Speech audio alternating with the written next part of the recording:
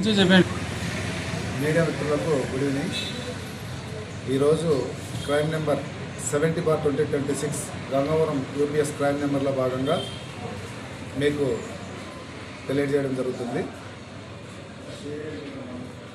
ఈ క్రైమ్ నందు అశోక్ లేలాండ్ దోస్త్ AP03TK3817 అనే వెహికల్ మబ్బువారిపేట విలేజ్కి అవుట్స్కట్స్న వదిలేసి ఉంటారు.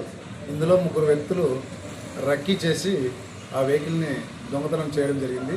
అది మన గంగవరం పోలీస్ స్టేషన్లో క్రైమ్గా నమోదు చేసి మన జిల్లా ఎస్పీ గారైన తుషార్ డూడి సార్, అదేవిధంగా పలమనేరు సబ్ డివిజన్ డిఎస్పీ గారైన ప్రభాకర్ సార్ వారి యొక్క సూచనల మేరకు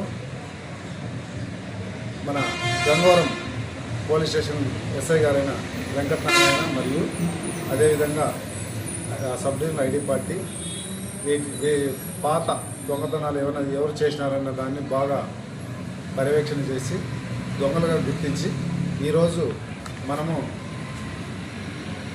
గండ్రాజుపల్లి చెక్ పోస్ట్ దగ్గర ఇద్దరు వ్యక్తులను అరెస్ట్ చేయడం జరిగింది. ఒక వ్యక్తి ఎం వెంకటేశన్, ఇతను వచ్చేసి పెరంబూర్ జిల్లా తమిళనాడు స్టేట్, అదేవిధంగా సెల్వకుమార్ వేలూరు జిల్లా తమిళనాడు. ఇంకో వీరితో పాటు చిత్తూరులో కూడా సబ్ జైల్లో ఒక ఆయన వేరే క్రైమ్లో అరెస్ట్ అయినారు, అతను ఆనందరాజ్. వీళ్ళు ముగ్గురు కలిపి ఈ అశోక్ లేలాండ్ దోస్తుని దొంగతనం చేయడం జరిగింది. ఈ బృందాలుగా ఏర్పడి ఈరోజు వీరిని అరెస్ట్ చేయడం జరిగింది. అదేవిధంగా ఆ వెహికల్కి సంబంధించి ఆ వెహికల్ని రికవర్ చేయడం జరిగింది. ఈ వెహికల్ ప్రాపర్టీ సుమారు 1,75,000 రూపాయలు. ఇందులో ఎవరైతే దొంగతనాలు పాల్పడతారో ఎప్పటికైనా కానీ దొంగతనం చేసిన వ్యక్తి పోలీసుల చేతికి చిక్కక తప్పదు. కాబట్టి దొంగతనాలు చేయకపోవడమే మంచిది. దొంగతనాలు చేసే వ్యక్తులు గుర్తుంచుకోవడం ఏమంటే పోలీసులు అరెస్ట్ చేయడమే కాదు, ఖచ్చితంగా కఠిన కారాగార శిక్ష పడేటట్లు సాక్ష్యాలు సేకరించేసి జైలుకు పంపించేస్తారు.